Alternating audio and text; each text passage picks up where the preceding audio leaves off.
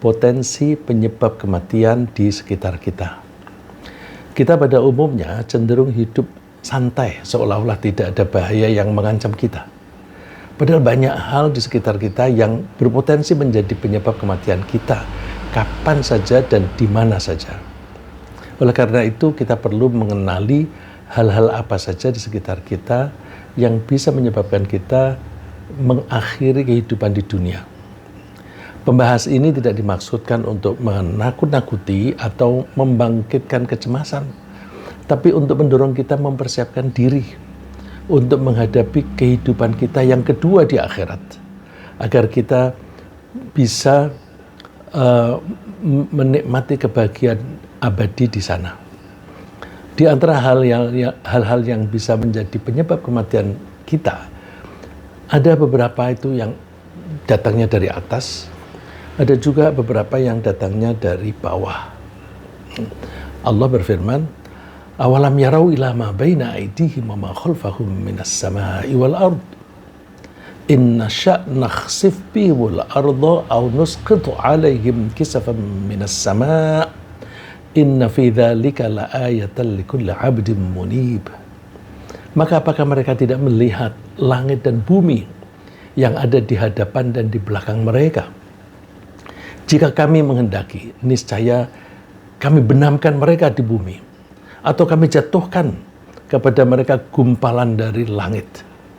Sesungguhnya pada hal yang demikian itu benar-benar terdapat tanda kekuasaan Tuhan bagi setiap hamba yang kembali atau yang selalu mengembalikan urusannya kepada Allah.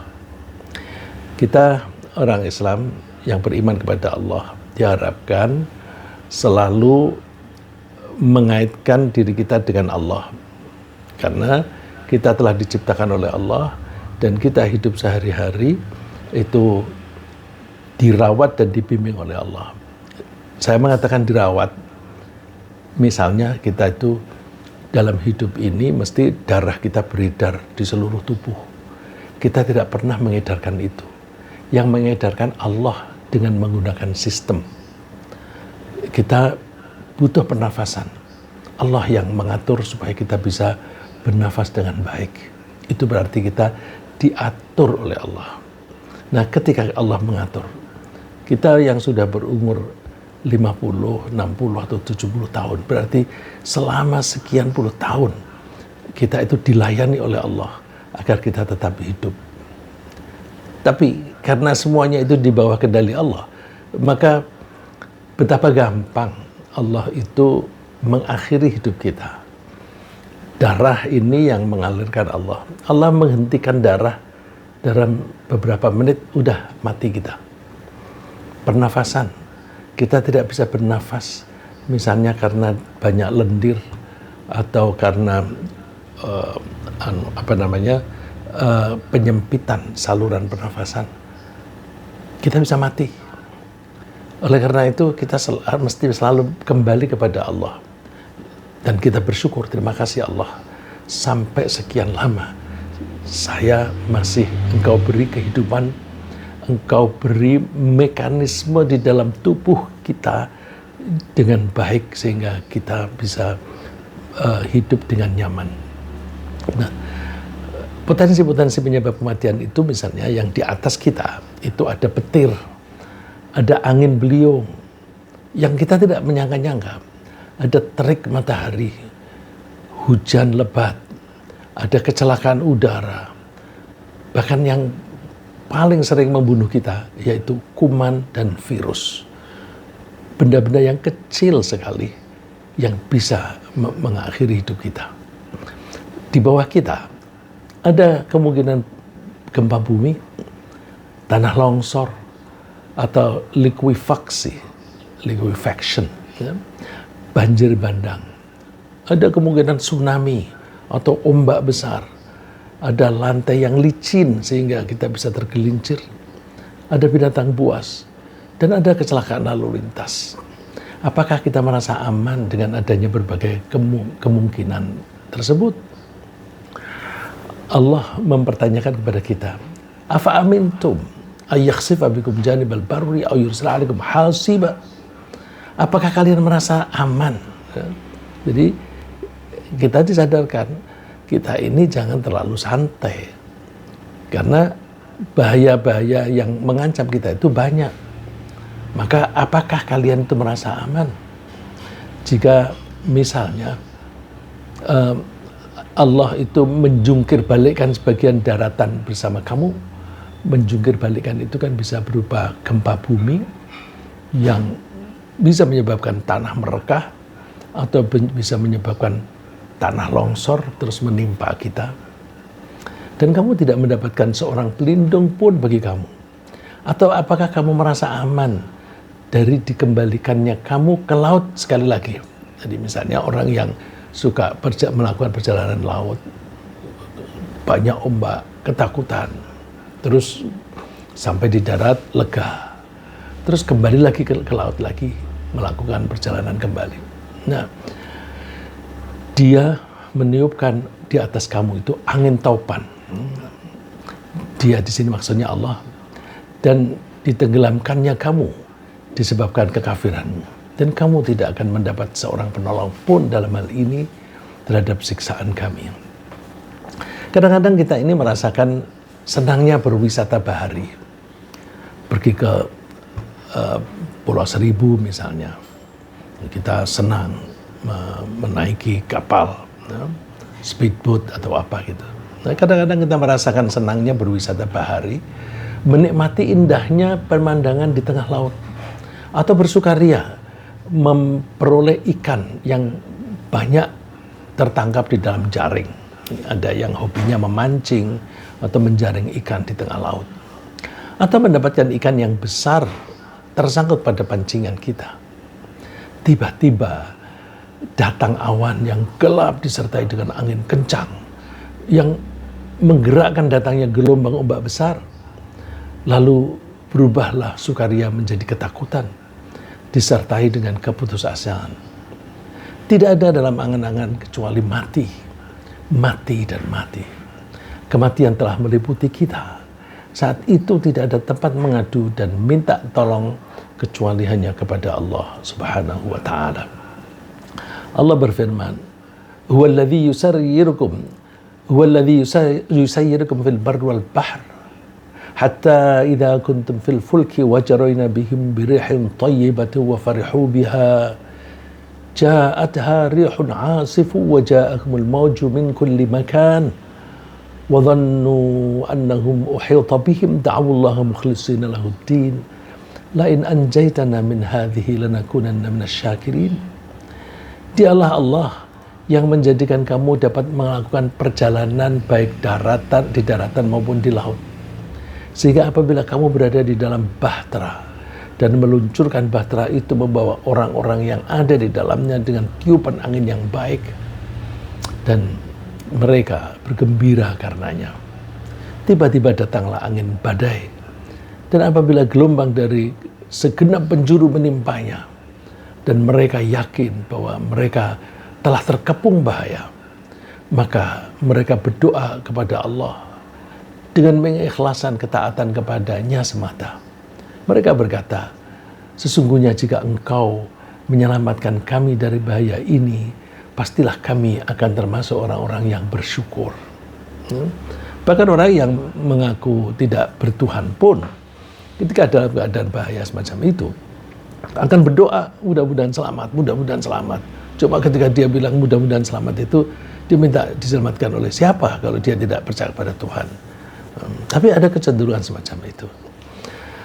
Tapi begitu bahaya berlalu, kegembiraan mulai muncul lagi. Sayang, saat kegembiraan berkembang di hati, kita seringkali lupa kepada Allah yang tadi kita panggil-panggil untuk memohon pertolongannya. Seperti Allah gambarkan yang seringkali terjadi. Falamma anjahum idahum yabghuna fil ardi bighairil haqq. Ketika Allah sudah menyelamatkan mereka, tidak ada gelombang atau sudah sampai di daratan, mereka menjadi zalim, perilakunya melampaui batas. Allah memperingatkan, "Ya ayyuhan nas Innama baghyukum ala anfusikum. Hai manusia, perilaku kalian yang melampaui batas itu akan menimpa dirimu sendiri. Mata al-hayat itu dia hidup ini hanya bersenang-senang saja bagi kalian. Tapi ingat, thumma ilaina marji'ukum. Kalian hanya akan kembali kepada kami, atau hanya kepada kami kalian akan kembali. Tidak akan kemana-mana. Setelah kalian kembali kepada kami, fannabi'ukum bima kuntum ta'malun. Kami akan menceritakan kepada kalian atau menunjukkan kepada kalian apa yang telah kalian perbuat selama hidup di dunia ini. Jadi kita mesti selalu ingat bahwa kematian itu bisa datang kapan saja. Oleh karena itu kita jangan menunda-nunda persiapan untuk hidup kita yang lebih baik di akhirat. Ada juga orang yang setelah membaca berita tentang banyaknya kecelakaan pesawat terbang, kecelakaan lalu lintas, dan kecelakaan kapal, lalu terus dia tidak suka bepergian karena takut mengalami sendiri kecelakaan itu. Selama ini dia hanya mendengar atau membaca atau nonton video tentang kecelakaan di laut atau di darat atau di udara. Itu membuat, wah, kalau bepergian itu menghadapi banyak resikonya bisa mati. Terus dia memutuskan nggak usah pergi-pergilah. Nah, emangnya orang kalau tidak pergi-pergi itu juga tidak akan mati? Dia kurang menyadari bahwa justru sebagian besar manusia itu meninggal dunianya itu di tempat tidur. Qul law kuntum fi buyutikum labarrazal ladzina kutiba alaihimul qatlu ila madaja'ihim. Ini firman Allah terhadap orang-orang yang tidak mau ikut perang padahal sedang diserbu oleh musuh dari luar. Mereka tidak mau perang karena takut mati. Takut mati dalam peperangan. Allah memperingatkan, coba deh kalau kalian itu tidak berangkat perang dan kalian tetap tinggal di rumah. Kalau memang kalian sudah waktunya meninggal, ya mati juga. Mati juga di tempat tidur atau di tempat manapun. Nah, ini contoh orang yang meninggal dunia di tempat tidur. Itu sampai orangnya menangis. Kenapa aku mati di tempat tidur? Seorang pejuang bernama Khalid bin Walid yang dijuluki oleh Rasulullah sebagai pedang Allah yang terhunus. Nah, karena dia memang jagoan perang dan kalau memimpin perang selalu menang. Nah, Khalid bin Walid meninggal dunia di tempat tidur. Padahal dia telah ikut serta dalam peperangan sekitar 100 kali. Dan dia ingin meninggal dunia sebagai syahid. Tapi menjelang kematiannya, dia mengeluh dan bahkan menangis. Dan mengungkapkan pernyataan yang terkenal sehingga banyak dikutip sana-sini. Dia mengatakan, laqad syahidtu mi'ata zahfin au zuha'aha. Aku sudah menyaksikan atau ikut serta di dalam 100 kali peperangan atau sekitar itu. Wa ma fi badani mawdi'u shibrin illa wa fihi darbatun bisafin au ramyatin bisahmin au ta'natin birahmin. Dan lihat, dalam tubuhku tidak ada sejengkal pun dalam tubuhku yang tidak ada luka, bekas luka. Apakah luka sabetan pedang atau luka masuknya anak panah atau karena tusukan tombak. Lihat, semuanya ada. Tapi waha anadha amutu ala firashi hadfa anfi. Tapi kenapa? Lihat, saya ini akan mati di tempat tidur. Betapa rugi aku. Kama yamutul ba'iru fala namat a'yunul junafa. Aku akan mati di tempat tidur seperti keledai yang mati di kandangnya. Maka janganlah mata ini terpejam sebagaimana terpejamnya mata orang-orang penakut. Ya, dia meninggal umurnya juga tidak begitu banyak, tapi sudah pernah mengikuti peperangan dengan Nabi sekitar 100 kali. Dan sebelumnya dia juga terlibat di dalam peperangan memusuhi Nabi. Tapi setelah sadar, dia berjuang untuk penegakan agama Islam. Nah, dari segi waktu misalnya, kematian itu juga bisa datang pada seseorang kapan saja dan sedang apa saja. Bisa datang di siang hari ketika sedang main-main atau sedang sibuk bekerja.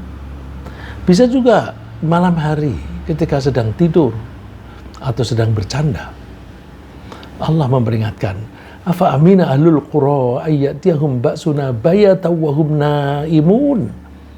Awa amina ahlul qura ayyatiyahum ba'suna duha wa hum yal'abun. Apakah penduduk negeri itu merasa aman dari bencana yang datang pada malam hari sedangkan mereka sedang tidur? Sering terjadi tanah longsor terjadi pada orang-orang sedang tidur. Artinya mereka tidak sedang bepergian untuk bekerja. Kalau mereka bekerja, mereka selamat dari tanah longsor yang menimpa rumahnya. Tapi karena mereka tidur, berarti mereka sedang berkumpul di rumahnya, tapi kena tanah longsor. Atau apakah mereka merasa tenang, merasa aman kalau bencana itu datang di siang hari, sedangkan mereka itu sedang sibuk bermain-main, lupa akan masa yang akan datang kehidupan di akhirat. Nah, jika jadwal kematian itu sudah tiba bagi seseorang, dia tidak akan bisa lari, tidak akan bisa lari menghindari kematian. Kenapa? Bukan kita yang mendatangi kematian, tapi kematian yang datang pada kita. Kematian datang kepada kita itu bisa dari depan, bisa dari belakang. Kalau dari depan artinya itu kematian itu menjumpai kita. Dari belakang itu bisa diartikan sebagai kematian itu mengejar kita. Aku mau pergi dari daerah sini. Ini daerah gempa. Terus dia pindah ke tempat lain yang menurut para ahli geologi itu tidak banyak gempa di situ. Pas pindah di situ, mati di situ. Nggak bisa. Qul innal mauta alladzi tafirruna minhu fa innahu mulaqikum. Katakan, kematian yang kamu tinggalkan berlarian atau kematian yang kalian melarikan diri darinya, kematian itu sebenarnya mulaqikum, menemui kamu. Yang menemui kamu itu bisa dengan memberitahu, bisa juga dengan tanpa memberitahu. Umumnya tentu tanpa pemberitahuan. Kalau para nabi itu biasanya ditemui dan diberitahu, ya, seperti ceritanya Nabi Ibrahim, ya, Nabi Musa, dan Nabi Muhammad SAW. Nabi Ibrahim itu ketika didatangi oleh malaikat yang bertugas untuk mencabut nyawa, Nabi Ibrahim bisa membantah, kenapa kamu mematikan aku? Kenapa Allah menghendaki aku mati? Katanya aku ini kekasihnya Allah. Kalau aku kekasih Allah, kenapa Allah mematikan kekasihnya? Malaikat itu kan hanya melaksanakan tugas, kembali menghadap kepada Allah, lapor tentang pernyataan Nabi Ibrahim. Terus dijawab oleh Allah, kasih tahu dia, memangnya ada seorang kekasih dipanggil kekasihnya tidak mau. Wah, ini Masya Allah, ya namanya Allah ya. Kalau Nabi Ibrahim argumennya itu, emangnya ada kekasih mematikan kekasihnya? Tapi Allah menjawabnya, emangnya ada kekasih yang dipanggil oleh kekasihnya tidak mau? Ya. Nabi Musa itu didatangi oleh malaikat petugas kematian. Nabi Musa masih keberatan sambil mengatakan bahwa kamu tahu nggak, aku ini ditugasi oleh Allah untuk membawa Bani Israel dari Mesir menuju ke daerah yang dijanjikan. masyarakatku ini belum sampai ke tempat itu. Kenapa kamu matikan aku sekarang? Sehingga aku tidak bisa menyelesaikan tugasku. Malaikat juga tidak bisa mengambil keputusan, lapor kepada Allah.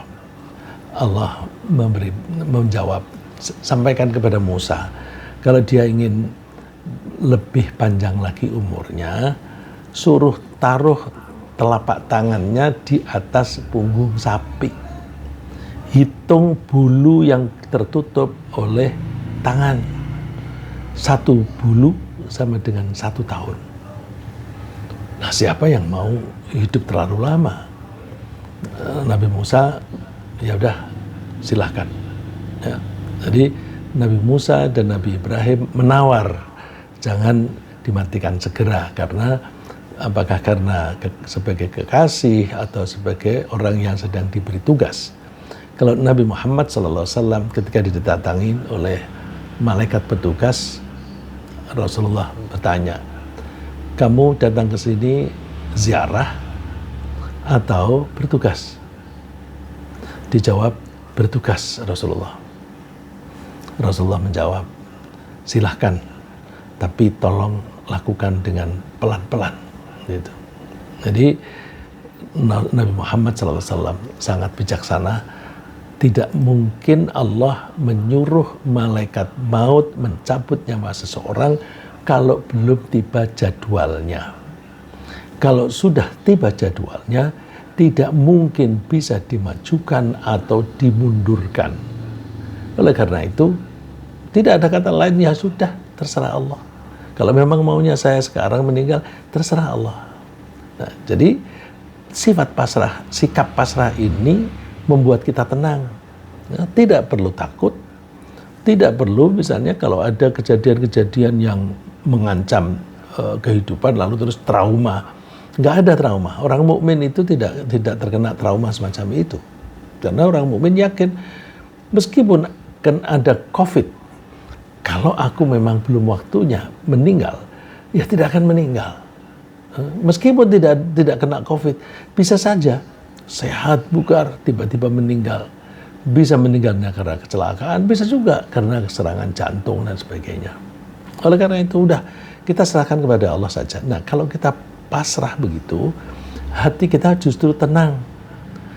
Dan hati tenang itu memfasilitasi kita untuk menjadi orang yang sehat, sehat jasmani dan sehat rohani. Dan orang yang pasrah seperti itu justru malah umurnya biasanya lebih panjang daripada orang yang takut mati. Justru takut mati itu mempercepat kematian karena dia stres. Kalau seseorang itu stresnya itu kalau berlebihan bisa mempengaruhi kesehatan fisiknya. Kesehatan fisiknya kalau itu tidak teratasi bisa mempercepat kematiannya. Nah, jadi enak jadi orang Islam itu, jadi orang yang beriman kepada Allah. Kita tahu kita suatu saat akan meninggal dunia, tapi meninggal dunia tidak akan terjadi kalau belum tiba jadwalnya. Kemudian, jika seseorang itu berusaha menyembunyikan diri agar tidak bisa dikejar oleh malaikat, nggak bisa. Kemanapun kita pergi, pasti malaikat bisa menjemputnya. Ini kasarnya, seandainya ada orang yang, wah, aku mau sembunyi di kamar, di ruangan yang rapat sekali, tidak ada lubang sama sekali, sehingga malaikat tidak punya akses untuk masuk mengambil nyawaku. Begitu masuk ditutup malah mati karena dia tidak mendapatkan oksigen yang cukup. Jadi dia mau melarikan diri dari kematian, justru malah mempercepat kematian. Ya. Tadi di ayat yang tadi dikatakan kematian itu mulaqikum, menemui kalian. Ini saya ambilkan ayat yang mengejar atau kalau dalam bahasa Inggris itu apa? Reach, mencapai. Nah, aina ma takunu yudrikumul mautu walau kuntum fi burujim musyayyadah. Di mana saja kamu berada, kematian akan mendapatkan kamu, akan mencapai kepada kamu, ya, akan bisa mengejar kamu. kendati pun kamu di dalam benteng yang tinggi lagi kokoh, tetap saja kalau sudah waktunya mati, mati. Ya. Dari beberapa ayat yang kita pelajari tadi, kita memperoleh kesan bahwa Allah itu sangat sayang kepada kita, sehingga Allah banyak memperingatkan kita akan betapa banyak kemungkinan kita itu bisa meninggal dunia kapan saja dan di mana saja dengan cara apa saja. Dan setelah kematian, kita akan diminta pertanggungjawaban atas perilaku kita selama hidup di dunia. Dan setelah itu, kita akan diberi imbalan baik jika perilaku kita baik. Dan kita akan diberi imbalan buruk jika perilaku kita buruk. Maka kita mesti berhati-hati. Jangan sampai kita ini meninggal dunia pada saat kita sedang melakukan sesuatu perbuatan yang buruk. Misalnya perbuatan buruk, 1 menit saja. Bagaimana kalau meninggal dunia pada saat itu, meskipun hanya 1 menit? Ya, dan sering itu kita mendapatkan berita bahwa seseorang meninggal dunia di kamar hotel bersama dengan wanita lain yang bukan istrinya. Dia kira paling hanya sebentar, tapi kematian justru datang. Nah, yang kadang-kadang yang kita temui itu orang sudah berumur banyak, lalu kepingin menghibur diri, pergi keluar kota, nginap di hotel karena dia membayar biaya banyak, dia ingin bisa menikmati dengan baik, lalu dia mengkonsumsi obat. Obat itu biar memberikan dorongan lebih banyak. Nah, dorongan lebih banyak itu kan berarti mempercepat peredaran darah. Kalau orang sudah umurnya banyak begitu, peredaran darah dipaksa, kan bisa jebol. Nah, terus meninggal dunia. Jadi kita hindari, jangan sampai kita itu pas melakukan perbuatan buruk, malaikat datang. Bisa juga sedang mengatur rekayasa untuk korupsi. Di tengah-tengah melakukan itu, mati. Nah, kalau tadi orang yang meninggal di kamar hotel, itu periodenya pendek. Kalau korupsi kan tidak bisa pendek. Mesti direncanakan jangka panjang, melibatkan banyak orang itu mesti ada lobby-lobby ke sana kemari, seperti kasus iktp misalnya, itu kan melibatkan banyak orang dari berbagai lembaga, sehingga itu butuh waktu banyak. Nah, kalau pas merencanakan semacam itu kemudian mati, bukankah itu matinya mati konyol gitu, ya? Bisa saja seseorang itu selalu berbuat baik setiap harinya, tapi dia meninggal dunia justru pada saat dia itu melakukan kejahatan. Ini yang disebut su'ul khotimah, penutup kehidupan atau pamungkas kehidupan yang buruk. Na'udzubillah min dzalik. Ya, ini Rasulullah memberikan pelajaran bagi kita. Fa wallahi inna ahadakum awir rajula ya'malu bi'amali ahli an-nar hatta idza ma yakunu bainahu wa bainaha ghair ba'in aw dhira'in fasbiqu alaihi al-kitab fayamalu bi'amali ahli jannah fayadkhuluha. Ada orang ya, yang setiap hari itu melakukan kejahatan buruk terus, tapi ketika menjelang kematian dia tobat, dia melakukan perbuatan baik, tidak lama setelah itu meninggal. Beruntung dia masuk surga karena dosa-dosanya yang banyak itu sudah dihapus karena tobat.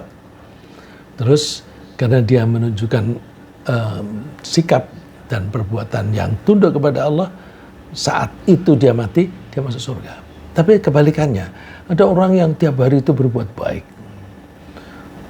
Wah, sedekahnya banyak, sholatnya rajin, dan sebagainya. Tapi pada menit-menit terakhir, dia tergoda untuk melakukan kejahatan. Mati saat itu, habis dia lalu masuk neraka. Jadi bisa juga dianggap bahwa kebaikan selama puluhan tahun hanya lebur dengan satu kali kesalahan yang dilakukan dalam waktu pendek. Kalau pendek, sedikit yang dilakukan itu, kalau paling berat itu musyrik. Begitu musyrik, udah semua amal baiknya hilang. Ya. Kemudian, karena kematian itu bisa datang pada kita kapan saja, baik mendadak maupun melalui tanda-tanda, yang paling penting kita usahakan adalah kita akan tetap berpegang teguh pada keimanan kita, yang ditandai dengan keyakinan bahwa tidak ada Tuhan selain Allah. La ilaha illallah. Ya, jadi la ilaha illallah ini kita pegang terus. Ya, yang penting di mulut kita, di hati kita selalu la ilaha illallah. Kalau mau memperingatkan diri pakai pasang spanduk di rumah, la ilaha illallah, juga terserah. Tapi hati-hati, karena ada juga penguasa yang tidak suka dengan tulisan la ilaha illallah, dianggap nanti ekstremis atau apa-apa. Yang penting hati kita jangan lepas dari la ilaha illallah. Di samping itu, kita berusaha melakukan apapun, terutama kegiatan ibadah, hanya karena Allah. Saya mengatakan perbuatan apapun, itu misalnya tidur pun kita niatkan tidur karena Allah. Misalnya, aku mau tidur supaya nanti bisa bangun cepat, bisa bangun lebih awal sehingga aku bisa sholat subuh berjamaah di masjid. Atau lebih dari itu, aku mau cepat tidur supaya nanti aku bisa sholat malam. Setelah sholat malam, ketika datang waktunya subuh, aku pergi ke masjid. Nah, itu kalau kita biasakan semacam itu, ada baiknya. Kemudian Rasulullah bersabda tentang la ilaha illallah tadi, man qala la ilaha illallah ibtigha'a wajhillah khutima lahu biha dakhalal jannah. Siapa yang mengucapkan la ilaha illallah, ketika mengucapkan itu hanya dalam rangka mencari ridha Allah, dan dia mengakhiri hidupnya dengan ucapan itu, maka dia masuk surga. Bukan hanya mengucapkan itu, tapi juga kegiatan ibadah, misalnya sholat. Wa man shalla sholatan ibtigha'a wajhillah khutima lahu biha dakhalal jannah. Siapa yang sedang sholat dan dia sholatnya hanya karena Allah, dia mati pada saat sholat, dia masuk surga. Ya, saya jadi ingat, saya punya teman yang satu kadang-kadang merasa sok begitu ya. Ini kok temen kok nggak suka ikut pengajian. Itu kan saya merasa sok, seolah-olah saya lebih baik dari dia. Ternyata dia meninggalnya di saat sujud, dia sholat isya. Ya, biasanya dia sholat isya di masjid saat itu, habis sholat maghrib berjamaah, dia pulang, kemudian dia mengeluh kesakitan, terus oleh istrinya, ya sudah sholat di rumah. Sholat di rumah, ternyata nggak selesai ditengok. Ternyata sujud sangat lama sekali posisinya itu dalam keadaan sujud, dan beliau meninggal dunia saat itu. Jadi Masya Allah, kita jangan sok merasa lebih baik daripada orang lain. Kita usahakan saja, mudah-mudahan kita bisa meninggal dunia pada saat seperti itu, ketika mengucapkan la ilaha illallah karena Allah, karena mencari ridho Allah, ketika sholat karena mencari ridho Allah, juga waman shoma yauman ibtigha'a wajhillah khutima lahu biha dakhalal jannah. Begitu juga orang yang sedang puasa, puasanya hanya karena Allah, kemudian dia meninggal dunia pada saat puasa, dia masuk surga. Nah, ini lebih lama lagi nih, kalau puasa kan mulai dari subuh sampai maghrib. Maka apakah dia meninggal dunia pagi, siang, sore, itu berarti masih dalam keadaan beribadah. Atau waman tasaddaqa bi sadaqatin ibtigha'a wajhillah khutima lahu biha dakhalal jannah. Atau orang yang sedang bersedekah, sedekahnya itu hanya karena Allah Ta'ala, karena mengharapkan ridha Allah, dan dia mengakhiri hidupnya saat itu, maka dakhalal jannah, dia masuk surga. Nah, ini yang kita cari ya. Yang kita cari, udah kita hindari perbuatan jahat, hindari perbuatan maksiat, karena kita khawatir jangan-jangan justru yang sebentar itu adalah saat kita meninggal dunia. Terus kita biasakan melakukan apapun hanya karena Allah. Sampai misalnya kita mencari penghasilan, ya, bekerja untuk mencari penghasilan, niatkan karena Allah. Misalnya begini, aku bekerja untuk melaksanakan tugas dari Allah. Aku sebagai suami dan sebagai bapak ditugasi oleh Allah untuk memberi nafkah kepada istri dan anak. Jadi memberi nafkah kepada istri dan anak itu wajib. Aku tidak bisa memberi nafkah kalau aku tidak bekerja yang menghasilkan uang misalnya. Terus jadi aku bekerja dalam rangka melaksanakan perintah Allah memberi nafkah. Di tengah-tengah kerja meninggal, syahid, dia husnul khotimah. Jadi kita niati apapun yang kita lakukan, tentu perbuatan yang baik ya, kita niatkan semuanya hanya karena mencari ridho Allah atau karena melaksanakan perintah Allah. Jadi kalau namanya mencari ridho Allah itu berangkat dari aku diperintah Allah, aku diperintah untuk memberi nafkah. Jadi itu dari sebab ya, sebab aku diperintah oleh Allah, maka aku laksanakan ini. Targetnya juga Allah lagi. Karena apa? Kalau aku melakukan ini dalam rangka taat kepada Allah, maka aku berharap Allah senang menerima saya. Kalau Allah senang, senangnya Allah itu kita menyebutnya ridho. Jadi kalau kita bilang lillahi ta'ala, itu kita melakukan dalam rangka melaksanakan perintah Allah dengan harapan nanti tujuan kita mendapatkan ridho Allah. Allah ridho atau Allah senang pada kita. Kemudian di samping itu kita mencoba melakukan suatu kegiatan yang bernilai ibadah dengan suatu target, dengan harapan bahwa malaikat petugas kematian itu datang pada saat kita sedang mengejar target tersebut. Maksud saya begini, kita coba melakukan suatu pekerjaan yang butuh waktu lama, terus kita targetku sampai itu tercapai. Kegiatan itu kegiatan yang ibadah. Ini contoh yang ada di dalam Al-Quran. Seseorang mau hijrah dari Makkah ke Madinah. Hijrah dari Makkah ke Madinah untuk orang laki-laki yang mampu itu wajib. Dulu berangkat dari Makkah ke Madinah itu butuh beberapa hari. Jadi butuh waktu lama. Ini ada kasusnya seseorang mau hijrah, baru keluar dari Makkah, keburu dia meninggal dunia.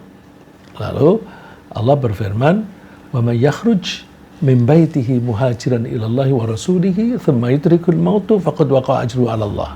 Siapa yang keluar dari rumahnya dalam rangka melaksanakan hijrah kepada Allah dan Rasulnya menuju ke Madinah, thumma yudrikul mautu, kemudian mati itu mencapai dia, menyusul dia. Jadi ini dia melakukan perjalanan dari Makkah ke Madinah, kematian menyusul dari belakang, set dia mati. Nah itu istilahnya yudrikhu. Jadi kematian bisa datang dari belakang, bisa datang dari depan, jadi tidak bisa dihindari. Nah terus kalau seperti itu, faqad waqa'a ajruhu 'ala Allah, maka pahalanya itu sudah sampai. Artinya dia sudah mendapatkan pahala sama dengan sudah hijrah. Nah, saya mengajak misalnya begini. Ayo kita niati menghafal Quran. Nggak usah satu Quran, nggak usah 30 juz. Aku targetkan minggu ini aku hafal surat Asy-Syams. Wasyamsi wadduhaha wal qamari idza talaha. Aku sampai umur segini belum hafal. Aku targetkan minggu ini aku hafal. Terus menghafalkan satu ayat demi satu ayat. Wasyamsi wadduhaha, wasyamsi wadduhaha, wasyamsi wadduhaha. Sampai hafal, sampai itu betul-betul lancar di mulut. Baru misalnya wa nafsi wa ma sawwaha. Terus meninggal. Dia targetnya kan satu surat, dia meninggal baru dapat separuh dari surat itu. Terus gimana? Pahalanya sudah sama dengan satu surat. Nah, kalau kita niatnya, aku mau menghafal 30 juz. Kapan selesainya? Itu bukan urusanku. Karena urusanku adalah aku sepanjang masih mempunyai kemampuan, ya, masih hidup, ada kemampuan, saya lakukan. Tapi kalau Allah menghendaki berhenti dengan aku dimatikan, ya itu terserah Allah. Gitu. Jadi lalu mencoba menghafal Al-Quran. Baru dapat setengah juz, mati. Pahalanya sama dengan sudah menghafal 30 juz. Itu kan enak itu. Oleh karena itu, mari kita mengingat kematian dalam rangka memotivasi diri kita untuk mempersiapkan diri dengan amal-amal baik supaya kita bisa hidup dengan bahagia ketika di akhirat. Ya. Jadi bukan biar kita galau, tetapi biar kita rajin. Karena mengingat kematian itu kan sama dengan deadline. Kalau pengalaman saya sebagai wartawan, makin menyadari dekatnya deadline itu makin keras kerjanya supaya cepat selesai. Jadi kalau kita tahu, saya pegang, awas deadline-nya jam sekian, wah itu kerjanya cepat. Nah kalau kita membayangkan kematianku ini bisa habis ini atau 5 menit lagi saya meninggal, wah, terus sholat. Nah, sholat ini kan dirasakan atau diduga jangan-jangan ini sholatku yang terakhir. Maka aku berusaha sholatku ini yang sebaik-baiknya. Jadi mengingat deadline itu ada baiknya supaya kita lebih rajin dalam menyelesaikan tugas-tugas kita atau melaksanakan tugas-tugas kita. Kalau kita menganggap kematian itu sebagai bencana, ya ingat mati itu membuat kita stres. Jangan begitu. Tapi kematian adalah deadline saat mana aku tidak bisa menambah lagi pahala. Oleh karena itu aku harus bekerja sebaik-baiknya supaya aku mempunyai bekal yang cukup. Nah, mudah-mudahan apa yang saya sampaikan ini bermanfaat. Ringkasnya apa yang kita bahas adalah bahwa penyebab kematian potensinya itu bisa datang dari atas atau dari bawah, baik di siang hari maupun di malam hari. Siapapun tidak bisa menghindari kematian karena malaikat petugas maut itu menjemput atau mengejarnya. Potensi penyebab kematian tidak perlu membuat kita takut, tapi harus mendorong kita mempersiapkan diri menghadapi pertanggungjawaban. Dan kita jaga iman kita, agar iman itu tetap bersemayam di hati kita, sambil kita selalu berbuat baik, agar kita bisa mengakhiri hidup kita dengan husnul khotimah. Semoga Allah yang maha membolak-balikkan hati kita, meneguhkan iman di hati kita sepanjang masa sampai akhir hayat. Amin.